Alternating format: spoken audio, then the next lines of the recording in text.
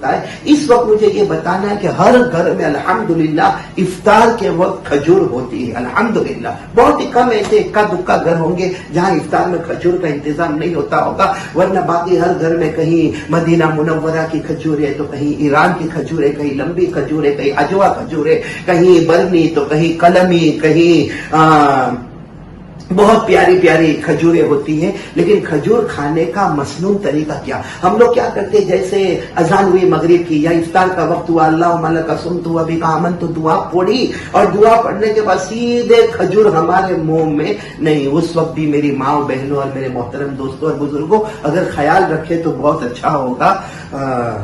کھجور اگر کھانے کا کیا مسنون طریقہ ہوتا ہے، کھجور کھانے کا مسنون طریقہ کیا ہوتا ہے، وہ میں آپ کو بتانا چاہتا ہوں. اللہ تعالی ہم سب کو دیکھو ہر سنت پر عمل کرنا، ہر سنت پر عمل کرنا، کیونکہ ہمارے نبی صلی اللہ علیہ وسلم سے محبت کا طریقہ یہی ہے. امام مالک رحمت اللہ علیہ نے فرمایا، حضرت نوح کی کشتی میں جو بیٹھے، حضرت نوح علیہ السلام نے کشتی بنائی تھی، جو کشتی میں بیٹھے وہ بچ گئے اور جو کشتی سے باہر گئے وہ ڈوب گئے. جو کشتی میں بیٹھے وہ بچ گئے اور جو کشتی سے باہر گئے وہ ڈوب گئے.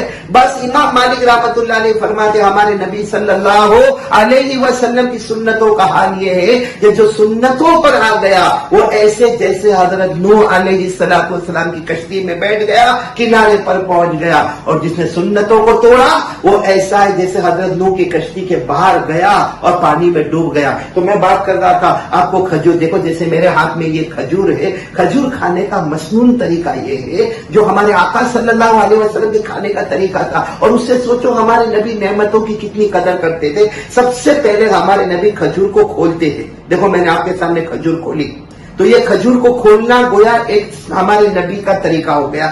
پھر اس کے بعد ہمارے نبی بیج کو نکالتے تھے، جیسا یہ بیج نکلا اور اس کو چوستے تھے. یہ ہمارے نبی کھجور کو چوستے تھے. تو کھجور کو بیج کو نکالنا اور چوسنا یہ دوسرا طریقہ ہو گیا. پھر ہمارے نبی اس کو اپنی 2 انگلی پر رکھ لیتے تھے، 2 انگلی پر، ایک روایت میں 2 انگلی، ایک روایت میں انگوٹھے کا بھی ذکر آتا، اور پھر اس کو دسترخوان پر پھینک دیتے تھے.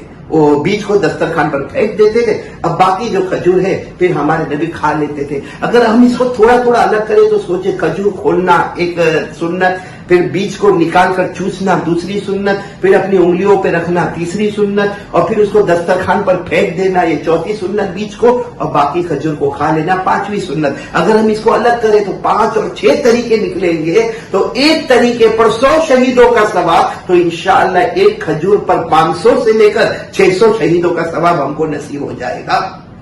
یہ ایک سنت آپ کو بتانی تھی، بہت ضروری تھی جو میں نے آپ کو بتا دی. انشاءاللہ اب سے ہم کھجور اسی طریقے